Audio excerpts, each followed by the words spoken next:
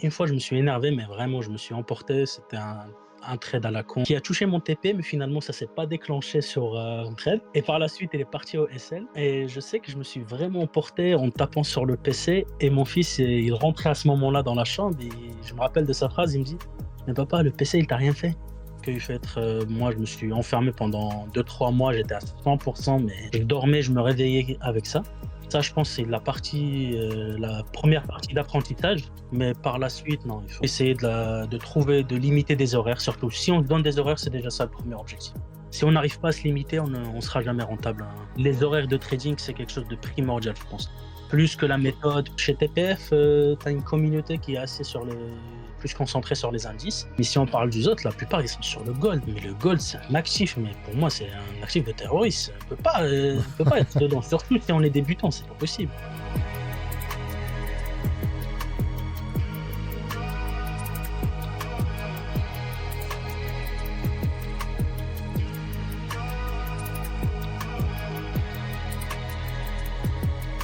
Bonjour à tous et bienvenue dans ce nouveau numéro d'entretien avec un trader. Aujourd'hui, j'accueille Houssine, un trader qui a commencé par la crypto, mais a rapidement compris l'intérêt des propres firmes.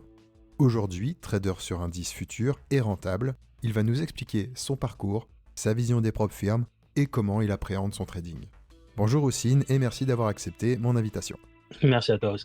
Donc, je me présente tout d'abord, c'est Houssine. Je suis de France. Ouais, Avant on va dire, de m'intéresser au trading, bah, j'étais dans l'entrepreneuriat pur et simple. J'étais dans la restauration, la vente de voitures. Bon, j'ai fait pas mal de choses.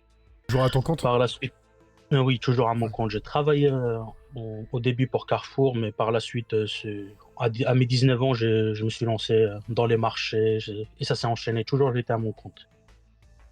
10 ans à mon compte, pendant 10 ans. Par la suite, suite à une maladie, donc j'essayais de trouver quelque chose que je peux faire de la maison D'accord. sans pouvoir aller travailler. Donc j'ai liquidé tous mes business et c'est à ce moment-là que je tombais sur des publicités qui parlent de crypto-monnaie. Donc je pense que comme tout le monde, première fois intéressé au trading, on s'intéresse à la crypto. Je vais pas dire comme tout le monde dit, j'ai perdu de l'argent au début, non, au contraire. Première trade, premier investissement, en une semaine, j'ai fait 10 000 euros. Je dis waouh, c'est le rêve, allez, on va devenir millionnaire bientôt. Donc par la suite, j'ai tout perdu en quelques jours après. D'accord. Donc voilà, ça c'est vraiment mes tout débuts, c'était en 2023, en début 2023. Que dans tes activités précédentes, tu taquinais déjà un petit peu la bourse, genre les actions, les trucs comme ça. Euh, En fait, j'étais plus focus sur mes business. J'avais une assurance vie, si on peut dire ça, mais sans plus. Je connaissais, j'ai déjà entendu parler d'investissement, des PEA, tout ça, mais je me suis jamais intéressé dedans. Je pensais que c'était inaccessible, quoi. C'était très loin. Dès que j'entendais le forex, je comprenais rien. En fait, pour moi, c'est quelque chose de loin, donc je m'intéressais pas du tout.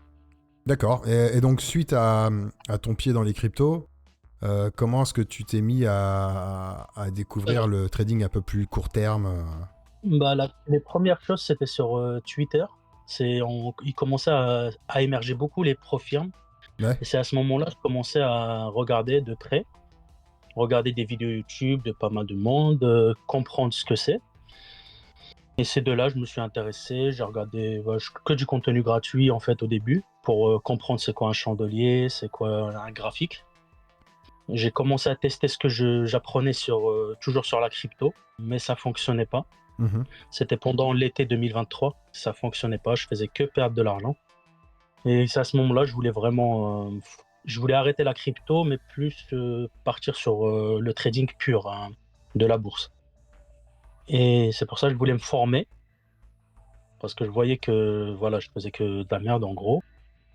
Et c'est de là que j'ai découvert une formation que je me suis formé de A à Z. C'était en octobre 2023. d'accord. Quand tu as commencé à tester sur la crypto la méthode que tu as vue sur YouTube, ça tournait autour de quoi ces méthodes? C'était de l'indicateur pur C'était du court terme? C'était comment? En gros, c'était soit je suivais des mecs qui donnaient des signaux Ouais, ok.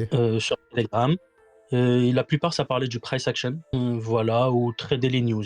Vraiment, principalement, c'était du gambling sur des news, 1 minute avant, lancer un trade dans un sens ou un autre. Il y D'accord. avait rien qui était, on va dire, qui était bien structuré. C'est par D'accord. la suite que j'ai découvert une formation. C'était une formation, c'était du pur ICT, c'était que de l'ICT. D'accord. Mais ce qui était bien dedans, que on revoyait tous les bases de qu'est-ce que c'est un chandelier, qu'est-ce que c'est un graphique, les time frames, c'était vraiment de A à Z. Et on va dire, c'est cette formation pour moi personnellement, ce qui m'a inspiré le plus. Surtout, c'était le formateur quand on est devenus amis par la suite. Et ces deux-là, ça a commencé vraiment on va dire, j'ai commencé vraiment le trading. Au début, bon, j'étais un peu comme tout le monde, j'étais perdu entre le Forex, trader l'euro USD, entre le gold, comme 99%, aller sur le gold. Par la suite, bon, j'ai réussi à trouver ma méthode, à ce qui me correspond. Et c'est à ce moment-là que j'ai réussi à valider mes premières profirmes et à avoir mes premiers payouts. Je tâtonnais encore, mais c'est à ce moment-là que, on va dire, j'ai mis le premier pas dans les profirmes réellement. Et donc, comme les précédents, parce que j'ai interviewé un binôme de traders sur le précédent podcast. Et pareil, il trade ICT aussi. Et toi, qu'est-ce qui t'a attiré, toi, d'aller voir ce qui se passait sur le price action, tous ces trucs-là, le smart money concept, Je vais dire, c'est du pur hasard. C'est du hasard? C'était du hasard, vraiment. Je cherchais sur YouTube toutes les méthodes possibles qui existaient. Et c'est vraiment la formation en elle-même, hein. J'aurais pu prendre peut-être une autre formation de quelqu'un qui va apprendre vraiment le price action à fond ou quelque chose d'autre. Mais c'était ce formateur, il était focalisé sur l'ICT. Après, moi, ma méthode actuelle, c'est pas du tout ce que j'ai appris. Parce que voilà, je traite pas à 100% de l'ICT. Mais ça inspire beaucoup, tu vois. Donc toi, tu es sur l'analyse des hauts-bas de session, haute time frame, tu réduis machin. Et là, tu traites sur quelle UT en trading pur? D'abord, je me suis focalisé que sur les indices. Au début, j'ai commencé à tester quatre marchés, ce qui est le 440, le DAX, le Nasdaq et le Dow. Par la suite, il fallait obliger que je réduise encore parce que on va dire, je n'arrivais pas à me concentrer. J'ai réussi à réduire le matin pour rester que sur le DAX et l'après-midi sur le Dow parce que je trouvais que le Dow il est moins dangereux que le Nas au niveau de l'évolution de la charte. Et c'est là quand on va dire, c'est à ce moment-là que je commençais à structurer ma façon. Après, ma façon de trader, généralement, je commence le dimanche soir. Le dimanche, j'essaye de prendre 1 heure de mon temps pour revoir tout ce qu'on a fait la semaine, tracer mes zones. Je travaille beaucoup sur des zones, ce qui est soit des VG, soit des OB, soit des mèches de liquidité. Vraiment, je travaille beaucoup les zones que je trace en début de semaine. Généralement, je touche plus. Et par la suite, j'ai besoin juste de réajuster à la fin de chaque session. Le plus haut, le plus bas. Je trace aussi le FIBO pour voir le 50 de ce qu'on a fait hier. Généralement, je traite que ça. Et par la suite, le jour même, pendant la session, j'essaye de travailler l'OPR un petit peu pour voir juste les zones de demande. Et voilà, donc on peut dire que c'est un mélange entre OPR et ICT. Mais je travaille beaucoup les zones, vraiment. C'est de l'ICT parce que toi, tu as appris l'ICT, mais ça reste, oui, du price action.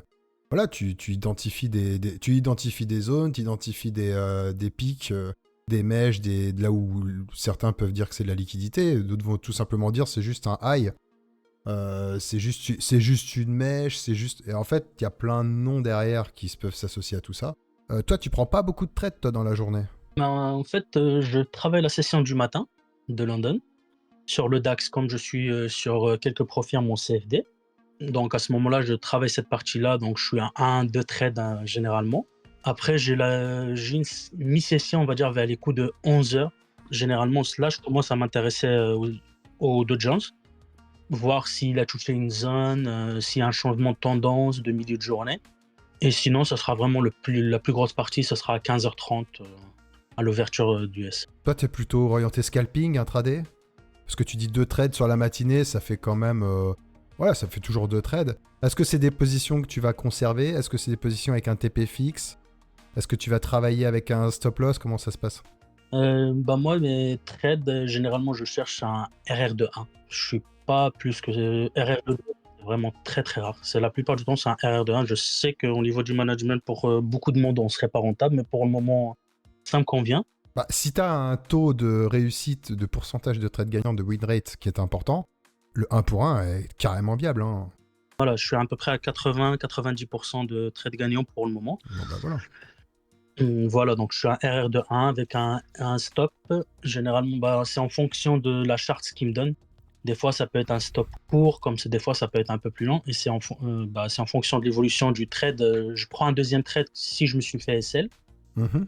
Mais si j'ai touché mon TP, j'ai fait ce que j'ai à faire, non.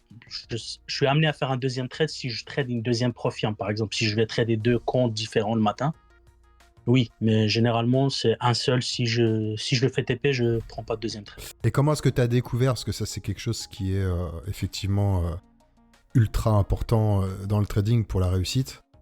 C'est pas... on a bien vu de toute façon que c'était ceux qui prenaient très peu de trades, qui réduisaient au maximum leur exposition sur le marché, qui s'en sortaient. Ceux qui ont un trading suractif, qui prennent beaucoup de positions, eux, ils se font rincer en général. Et comment est-ce que tu as découvert ça par toi-même, le fait qu'il fallait pas beaucoup trader, qu'il fallait vraiment être sélectif, etc. En fait, c'est le niveau du stress. Moi, quand je rentre dans un trade, je trouve qu'on prend beaucoup d'énergie, de stress dedans. Et je me dis, quitte à être stressé, au moins que ce soit le plus court possible, que ce soit sur un seul trade. Si mes émotions ils vont jouer sur un seul trade, parce que je me vois pas faire du scalping à faire plusieurs positions dans chaque position, donc c'est un stress qui recommence à zéro. C'est-à-dire, dès qu'on finit le trade, on recommence. On finit, on recommence. Je veux pas vivre ça parce que je n'arrivais pas. J'essaye d'être le moins possible sur le marché. Oui, souvent sur les graphiques, même si je prends l'exemple d'aujourd'hui. Aujourd'hui, il est 11h là quand on parle, j'ai fini ma journée. J'ai vraiment fini ma journée. Donc j'ai pris 4 trades au total, 1 SL, 3 TP. Voilà, pour moi, j'ai fini ma journée. J'ai pas besoin de faire. Je vais regarder un peu les charts l'après-midi par curiosité, mais j'y touche pas. Et c'est pour ça, ma partie de stress, elle est finie. Et c'est ça que j'essaye de travailler le plus, de pas rester longtemps sur les marchés. Parce que plus je reste longtemps, je sais plus je vais regarder les charts, plus je vais être tenté à modifier ma position, à déplacer un stop ou à déplacer un TP. C'est pour ça que je trouve les positions les plus courtes qui me réussissent le mieux. C'est avec beaucoup de pratique que j'ai commencé à faire. Même moi, au début, j'étais à 20 trades par jour. Voilà, et petit à petit. Et je trouve que c'est le fait d'être concentré sur un, deux actifs, ça aide aussi. Parce qu'on ne peut pas avoir 1000 opportunités. Alors si on suit plusieurs actifs, oui, on serait tenté à faire plusieurs trades. Mais moi, j'ai réduit mon trading view. Quand je l'ouvre, j'ai 2 charts, j'ai pas plus. Et ça a beaucoup joué. Et aussi de se concentrer sur les sessions. On sait que c'est à ce moment-là qu'il y a le plus de volat, à 9h du matin, à 15h30. On sait ce qui sera fait, il sera fait. C'est-à-dire en 1 heure maximum, on a déjà fini la journée. On sait si on était dans le bon sens ou en mauvais sens. Et ça, tu vois, on le constate aussi beaucoup. Là, en ce moment, nous, on est à fond. Enfin, moi particulièrement, c'est pour ça que j'ai fait un live dessus, sur les backtesting, sur le développement algo, etc., pour justement déterminer des heures où il est préférable de trader, et d'avoir déjà la force de se dire, ok, moi je peux trader de 9h à 10h parce qu'il y a la volatilité, et de ne pas trader après, c'est déjà bien, parce qu'il y a beaucoup de gens qui n'arrivent pas à se contrôler et continuent de trader, quoi. Ils regardent même plus l'heure, en fait. Toi, ils sont devant et continuent. Toi, déjà que tu Moi, arrives à t'arrêter, ça c'est m'arrivait bien. au début. Des fois, je commençais la session ASEAN directement. Je réglais le téléphone, je me connecte à 2h du matin, je me réveille pour commencer un trade. Et je regardais le résultat final. Et on va pas gagner plus de... Si je prends l'exemple du dos, si je prends ça m'a déjà arrivé de prendre un trade la nuit. Il va durer jusqu'à le lendemain, généralement vers 14h pour qu'il soit TP au SL. Donc, j'ai passé 12 heures à stresser sur un trade, que ma tête elle est prise dedans, pour rien. Qu'alors, je sais si j'aurais tradé à 15h30, oui, à 15h30, je sais à 16h, j'aurais déjà fini. Ça veut dire que la période, elle est très courte et on retombe sur le même résultat. Et je pense que pour tout le monde, c'est beaucoup de pratique. Après, chacun, il y en a qui aiment que leur trade soit plus lent, plus tranquille, il a le temps de manager, tout ça. Mais moi, comme je cherche un RR de 1, je sais que la décision, elle est vite prise, quoi. Et cette décision du RR de 1, elle est arrivée comment? C'est-à-dire que tu as essayé plusieurs choses, tu as essayé de manager tes positions de manière différente, tu t'es rendu compte qu'en fait, le RR de 1 était le top. Est-ce que tu fais une mise à BE ou pas au bout d'un certain temps? Ou alors c'est soit je prends plus 1 ou je prends moins 1. Voilà, c'est ça, en fait, ce que je voulais dire. Au début, quand j'ai pris la formation, ce que j'ai appris, minimum RR de 3, 5, c'est l'idéal. Je trouvais que c'est bien. La méthode, il donne ça. J'ai backtesté, ça donnait ça. Mais moi, psychologiquement, j'arrive pas à le manager, le trade comme ça. Donc, je me retrouve souvent soit à BE, soit j'ai pas pris mes gains, il arrive à RR de 3, il revient à SL. Voilà, j'arrivais pas. on va dire, c'est ma personnalité, c'est mon stress, ma psychologie. Donc, et c'est de là j'ai commencé à réduire. Je suis passé à un RR de 2, que je sécurisais à chaque fois quand je passais à RR de 1. Et c'est de là j'ai découvert le RR de 1. Je voyais qu'à chaque fois que j'étais plus gagnant si je fermais mes trades au RR de 1. Mathématiquement, je serais plus gagnant. Et c'est de là j'ai basculé à un RR de 1. Et au niveau de trade, la plupart du temps, j'ai pas le temps de manager. Dans ma méthode, j'essaye quand je suis plus à 0,7 de passer à BE et en fonction de comment il évolue le trade. Mais la plus grosse partie, j'ai pas le temps de manager. Surtout quand je trade à 15h30, je dis généralement le TP il est fait en moins de 2-3 minutes. Des fois, si ça ralentit beaucoup, c'est que généralement je suis dans le mauvais sens. Que la zone il a mal réagi. Et t'es amené à sortir en anticipé ou pas? Si jamais tu vois que la position elle traîne, que ça vient pas toucher ton TP, etc. T'es amené à sortir manuellement? Oui, ça m'a déjà arrivé. Là, c'est là que je suis en train d'essayer de travailler ça plus parce que j'arrive à sortir en positif, mais de pas attendre le TP. Mais généralement, le TP, il arrive directement par la suite. Et le problème, c'est que de sortir en anticipé, bah, tu casses tes statistiques, quoi. T'es plus à 1 pour 1, quoi.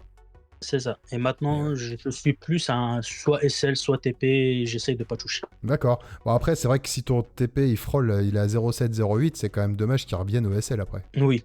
Mais comme je t'ai dit, si on parle vraiment, on va dire 9h, 15h30, je sais que soit je TP en 5-10 minutes, grand maximum, soit ça sera un SL, que la zone y réagit très mal. Donc, j'ai pas le temps vraiment de manager ou quoi que ce soit. C'est pour ça que j'essaye de privilégier ces 2 moments pour trader. Quand je trade à 11h, là, j'ai plus le temps de manager, généralement. Mais 9h, 15h30, non. Et toi, au niveau des propres firmes, du coup, tu avais commencé tes premiers payouts, tu les as commencés avec lesquels? Le tout premier, c'était en CFD. C'était en CFD, qui n'existe plus maintenant. Ça s'appelait comment? The Funded Trader? Non, The Funded Trader. Ouais. Bah, eux, ils existent, mais bon, ils ont fermé un temps. Donc, j'ai même 20K chez eux qui restaient bloqués. Mais bon, voilà. Donc, c'était chez eux. Et par la suite, bah, moi, je suis plus futur. Parce que je trouve que c'est ce qui correspond le mieux. Au niveau de l'exécution, surtout comme je travaille sur des zones, j'attends des réactions. Donc, le CFD, il y a beaucoup de manipulation. Mais je garde quand même des profits en mon CFD pour le matin, vu que le DAX, on n'a toujours pas de futur, une profil futur qui propose sérieusement le DAX. Donc c'est pour ça que j'ai gardé. Mais la plus grosse partie, c'est sur futur. Bon, après les profils, bon, c'est les classiques, Topstep, Fidias. Après, il y avait Apex à un moment que j'ai arrêté. Ouais. T'as perdu des plumes chez Apex ou t'as réussi à retirer ce que tu voulais retirer? Bah, j'ai réussi à faire un retrait chez eux, ce qui m'a remboursé la plus grosse partie que j'ai dépensée chez eux, mais j'ai perdu de l'argent, mais c'était pas énorme. Il y avait un payout qui est resté bloqué chez eux, mais sans plus. Il t'est déjà arrivé de te faire bloquer des sous, puis tu les récupères pas, des sommes importantes. Comment est-ce que toi, philosophiquement, tu réagis par rapport à tout ça? Comment est-ce que tu vois les propres firmes, toi? Là, à chaud, avec ce que j'ai dit ce matin, comme je t'ai raconté en off, je dirais qu'ils nous prennent pour des cons, sérieusement. Mais si on prend le recul nécessaire, c'est une chance qu'on a des profirmes. Vraiment, c'est une énorme chance à tomber sur les bonnes profirmes. Parce qu'on a un gros capital. Finalement, si on prend l'exemple d'un n'importe quel compte qu'on va payer 50 € par exemple, peu importe ce qui arrive, le risque initial, il est de 50 €. Il n'est pas de plus. Ça veut dire, même si à la fin, je me retrouve avec un paiement de 2-3 000 qui est bloqué, mais le risque initial était de 50. J'ai eu le temps d'apprendre. J'ai eu le temps de développer ma psycho avec eux. J'ai eu le temps de plein faire. Après, il ne faut pas tomber dans le piège que c'est pas cher d'aller à fond dedans sans rien comprendre. Ça veut dire, ah, c'est pas cher, je vais un compte, deux comptes. Ouais, je tente gambling et puis basta, on Voilà. verra bien. Donc, Quoi. à un moment, il faut prendre du recul, les trader sérieusement, parce que c'est une opportunité, mais il ne faut pas mettre la pression, surtout quand on devient funded, parce que la plupart du temps, on arrive les challenges, mais une fois funded, je sais qu'on n'est pas beaucoup à réussir à tirer de l'argent. Parce qu'on trade comme si c'était un vrai 50 000. Alors finalement, c'était un 50 € qu'on a posé dessus. Il faut enlever ce poids. Et je pense, pour n'importe qui veut réussir, une fois qu'on arrive à enlever ce poids, je pense que c'est à ce moment-là qu'on arrivera à faire les premiers payouts. Mais c'est une grande chance qu'on a des profirmes actuellement. espérant que ça continue, que ça soit mieux structuré, parce qu'il y en a qui abusent. Parce que vu qu'on n'a pas de pouvoir réellement, mm, j'ai un payout chez eux, j'ai demandé mon payout. S'ils sont cléments, ils sont corrects, ils vont me le payer. S'ils ne le payent pas, j'ai aucun pouvoir, on n'a aucun pouvoir réellement. On a beau se plaindre sur Discord, on est bloqué. Sur X, on est bloqué. On va dire on est un pion. Ça, il faut qu'on soit réaliste sur ça.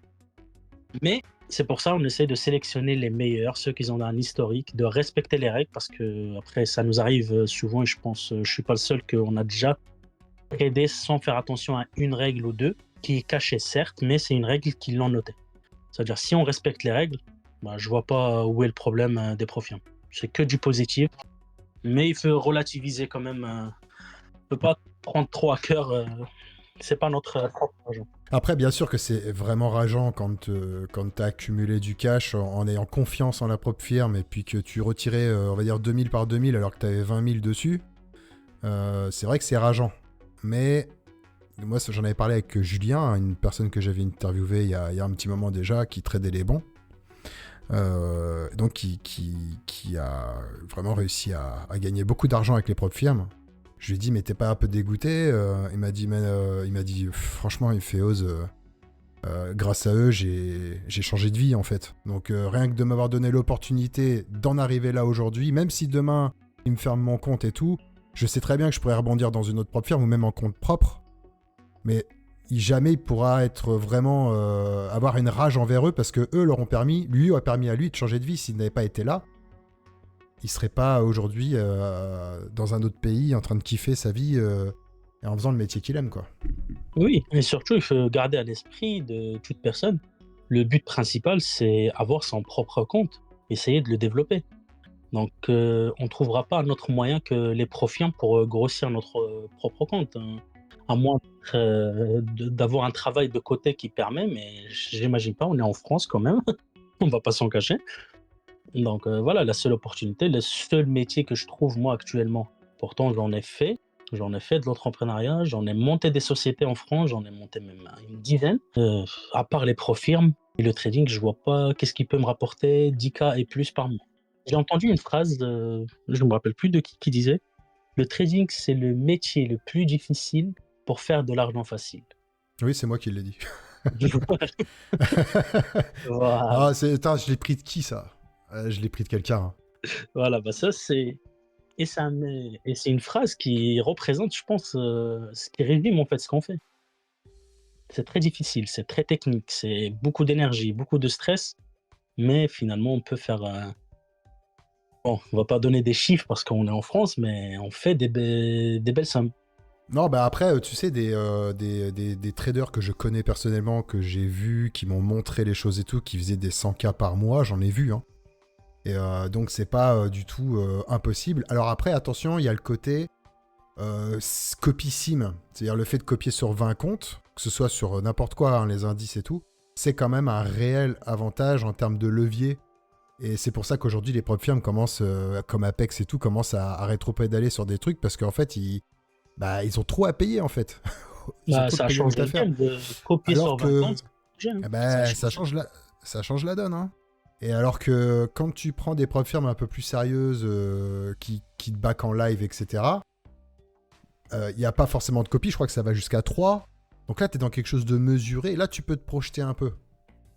Mais dans l'absolu, moi je suis d'accord avec toi, hein, le but c'est de profiter du levier des propres firmes pour faire du cash, s'entraîner, faire ses armes, etc. T'accumules du cash, des payouts, tu sais que sur un an t'es rentable, compte propre. Tu fous 100 000 dessus.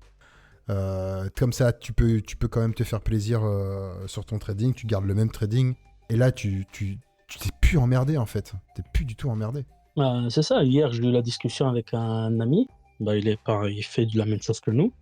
Quand il sait les chiffres que je commence à faire actuellement, il me parle de changer de pays. Mais comme je lui dis, du moment où j'ai pas un compte propre où il y a 100K dessus, je peux pas me dire que je peux changer de pays, changer tout, juste pour les profirmes. Parce que les profirmes, ça peut fermer du jour au lendemain, il y a la législation qui va sortir, qui va interdire, je sais pas.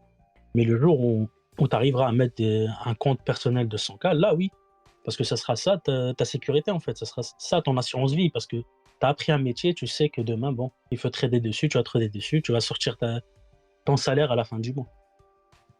Non, c'est ça exactement. Et là, on s'approchera, toi, c'est comme toutes les propres firmes où tu es backé en live. On n'est pas sur des gros payouts comme on pouvait avoir sur les copies de sim. Il faut se dire un truc, c'est que la copie de sim, donc tu prends 150 balles sur un compte Nasdaq, tu le répliques fois 20. Ça, c'est dans le vrai trading, ça n'existe pas. Tu vois, cet avantage-là, il n'existe pas dans le vrai trading. C'est soit tu as un gros compte, tu trades avec 20 lots, en fait. C'est pour ça qu'il faut s'approcher des profirmes qui proposent ça.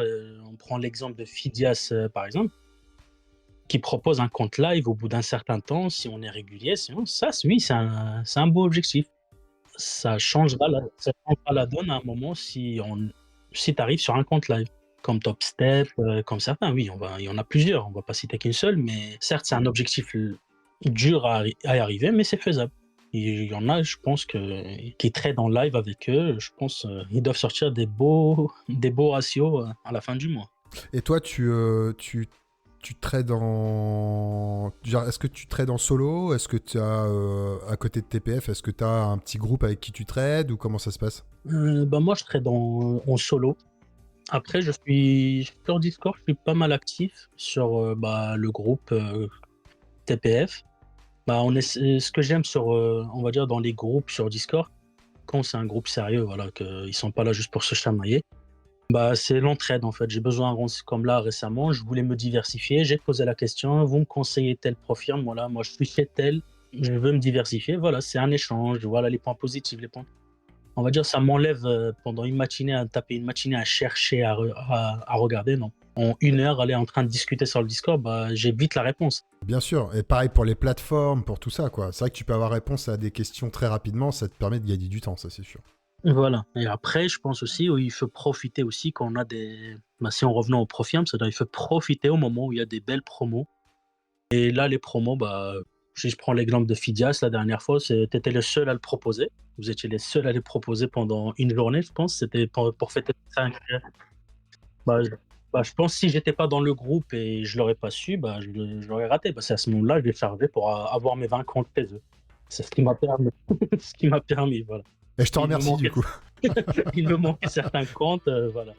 Et voilà, après, je trouve que vraiment, il faut pas se déconnecter totalement. Pour le trading, moi, j'aime bien être déconnecté.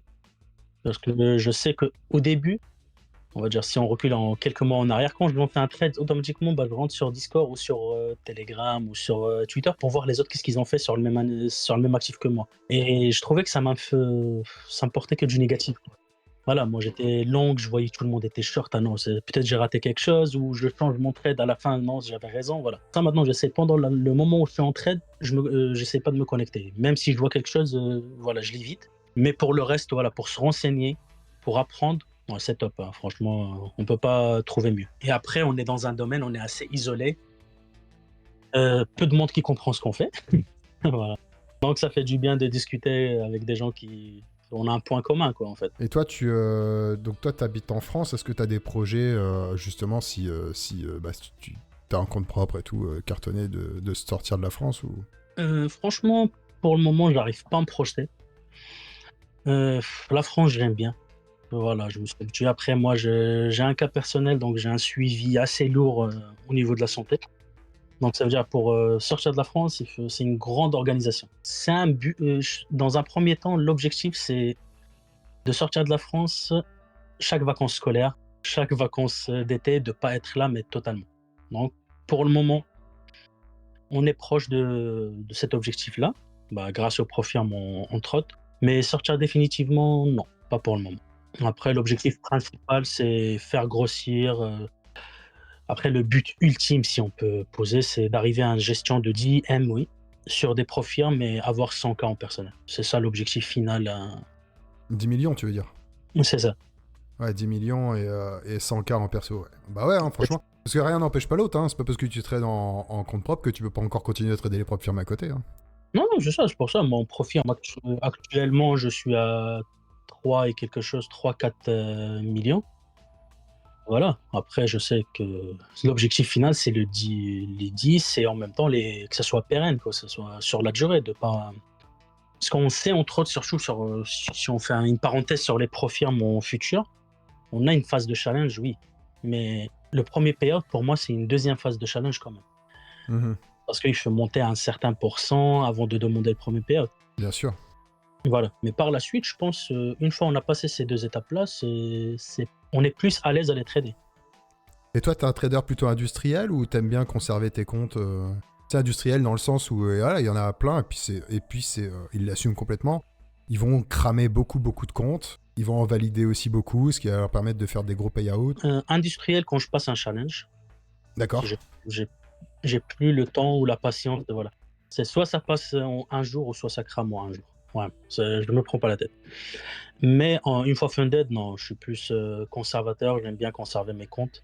Ça arrive qu'on les perd sur des erreurs ou sur une mauvaise phase, mais le plus longtemps possible, ça serait bien. Toi, l'objectif, c'est vraiment d'avoir les mêmes comptes. T'arrives là, dernièrement, là, tes comptes, ils ont. Je veux dire, la moyenne de tes comptes, ils ont combien de temps à peu près si tu pouvais donner un chiffre? Il y en a un, je suis au troisième payout. Mais la plupart, généralement, c'est soit un seul payout, il saute derrière. Et là, j'arrive à avoir deux payouts sur le même compte. D'accord. Et en fait, ils sautent derrière parce que tu retires quasiment tout?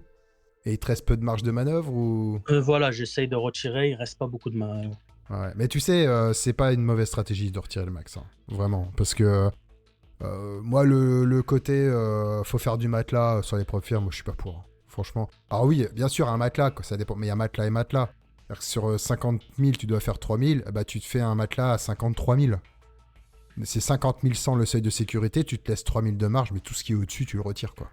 Il y en a, ils font des matelas de 20 000, 30 000. Laisse tomber. Il suffit qu'il arrive quelque chose, peut-être tu perdu tes sous, quoi. Ah non, sur les 50K, 3000, là, j'essaye de les monter maintenant à 5000. Un matelas de 5000, c'est pas mal. On peut trader vraiment à l'aise derrière. Mais ça, c'est pour ça que je dis, il faut arriver au troisième payout pour qu'on ait cette sécurité-là. Mais pour le début, on est obligé de sortir parce que, comme tu as dit, on est sûr de rien derrière. Et toi, est-ce que t'es encore assujetti à tilter, à t'énerver, ou alors est-ce que t'es arrivé à vraiment atteindre un niveau psychologique où tu gères complètement tes émotions et ton travail sur les marchés? Ah, si seulement j'y arrivais. Si seulement. Non, franchement, on va dire, j'ai réussi à me maîtriser à 80%. 80% du temps, donc voilà, mes trades, comme je t'ai dit, un SL, un TP, je passe à autre chose. Mais ça m'arrive. Ça m'arrive, ça peut arriver une fois dans la semaine, une fois dans 2 semaines. Ça peut arriver sur un trade qui a mal tourné que c'est juste un énervement sur le coup, mais je suis pas amené à le bourriner derrière ou à racheter un compte pour me venger. Non, non, c'est pas ça. Ou à casser quelque chose, non. C'est vraiment une rage qui monte, qui a besoin d'une petite heure pour se canaliser, se calmer, redescendre. Mais généralement, avec des enfants à la maison, on se calme assez vite, hein, donc ça va. Ah bah ouais, tu m'étonnes, mais ouais, je connais ça aussi, ouais. On est obligé de montrer l'exemple, faut pas s'énerver. Bah, je pense, on va dire, ce qui m'a fait tiquer à un moment, c'est une fois, je me suis énervé, mais vraiment, je me suis emporté. C'était un trade à la con qui a touché mon TP, mais finalement, ça s'est pas déclenché on va dire, sur le trade. Et par la suite, il est parti au SL. Et je sais que je me suis vraiment emporté en tapant sur le PC. Et mon fils, il rentrait à ce moment-là dans la chambre. Et je me rappelle de sa phrase. Il me dit: «Mais papa, le PC, il t'a rien fait. Le PC, il t'a rien fait.» Et il est parti voir sa maman au courant. Papa, il se tape contre le PC, qu'alors le PC, il a rien fait. Ouais, je pense que c'est à ce moment-là que j'ai commencé à comprendre que. Et t'as des choses que t'as mis en place, toi, pour ça? Je sais pas, moi, tu t'es imposé je sais pas, des activités, des trucs pour te divertir, ou alors est-ce que tu fais pas trop attention à tout ça? Mais on va dire, la seule chose que j'ai développée, on va dire, gros, une fois que je lance le trade, je vais aller faire des tâches ménagères, vraiment à la maison. Ça me détend. Voilà, je vais aider à la maison, aller tendre le linge, faire la vaisselle, faire quoi que ce soit. Ça m'évite de rester scotché devant l'écran. Et voilà, et revenir au moins une demi-heure après le trade, après que j'ai lancé le trade, une demi-heure pour voir si ça a bien fonctionné, si c'est ce qui a mal fait. Ah, c'est marrant parce qu'en fait, tu es toujours dans le petit truc. Bon, alors, celui-là, il a gagné ou il a perdu?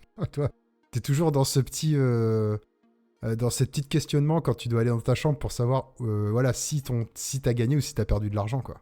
Voilà, c'est ça. Et j'essaye de pas rester. Mais une fois que je lance un trade, j'essaye de pas rester devant l'écran.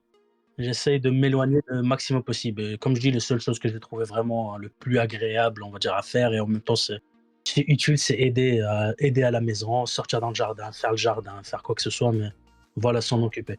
Mais une fois fini la journée, j'essaye de le finir au maximum à 17 heures.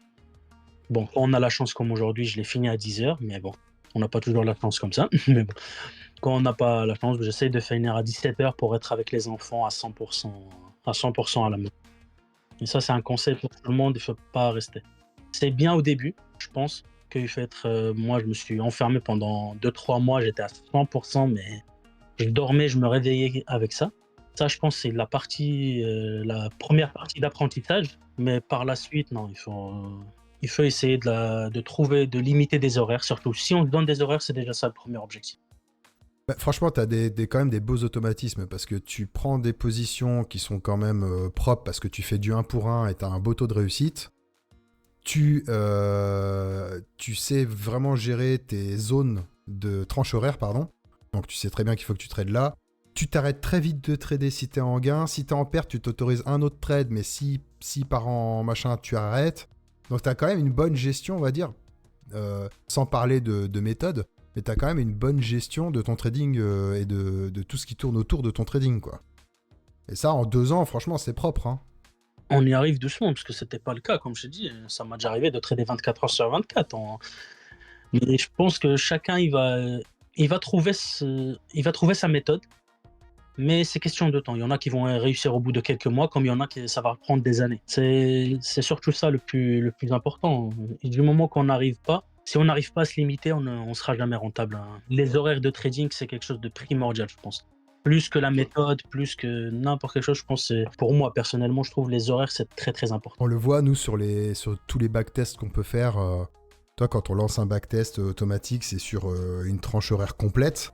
Et tu vois, quand tu analyses les horaires, qu'effectivement, il y a des horaires qui sont bien plus propices à faire des gains et d'autres horaires à complètement éviter, quoi.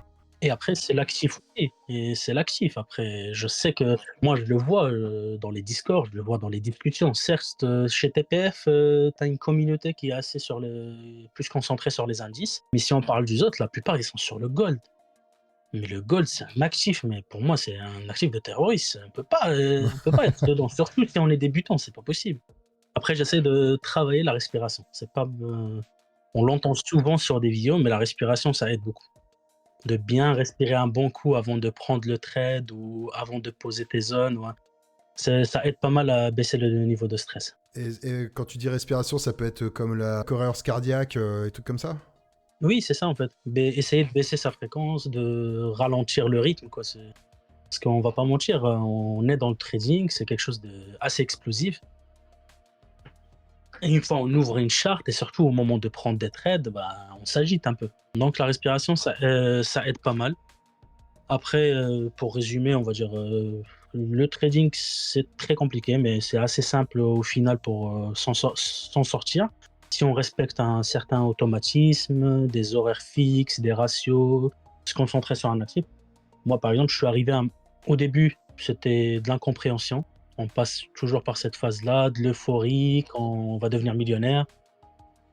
Voilà, Dubaï, bah, on se projette toujours à aller à Dubaï. Mais bon. Et il faut arriver à un moment de canaliser tout ça et se dire, moi je parle à mon nom, après je pense qu'on est tous pareils. Maintenant, je sais ce que je fais. C'est une question de temps pour y arriver. C'est une question de temps. Je sais que c'est une question de temps et de capital. Donc c'est pour ça. Ce que je fais aujourd'hui, je le ferai demain. Après, ce qui va changer d'aujourd'hui à demain, ça sera peut-être le capital qui sera sous la main. C'est tout. Aujourd'hui, je peux être capable de sortir 1 000 € d'un trade. Demain, ça sera peut-être 10.